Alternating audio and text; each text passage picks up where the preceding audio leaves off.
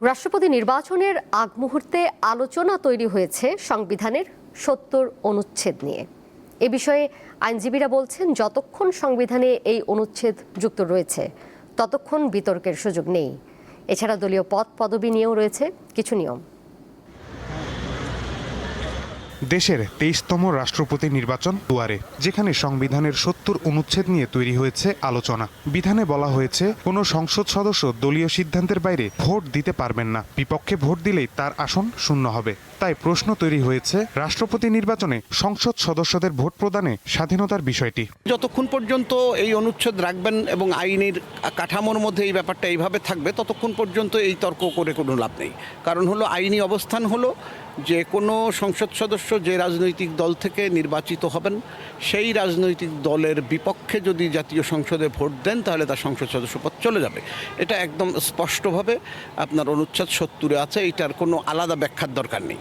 এখন যতক্ষণ আপনি এই প্রক্রিয়াটা রাখছেন, ততক্ষণ পর্যন্ত তো আপনি পলিটিক্যাল রিটোরিক টেনে লাভ নেই।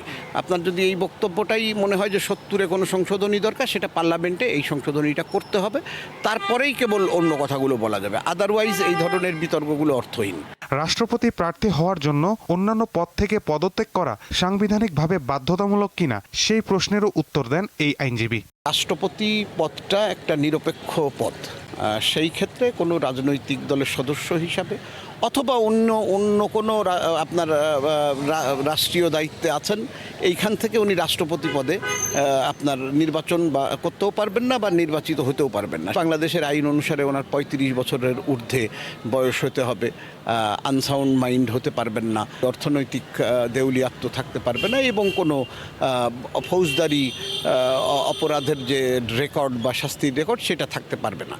এদিকে সংবিধানের ৭০ অনুচ্ছেদের বৈধতা চ্যালেঞ্জ করে বৃহস্পতিবার হাইকোর্টে একটি রিট দায়ের করেন এক আইনজীবী। আগামী রোববার রিটের ওপর শুনানি হতে পারে।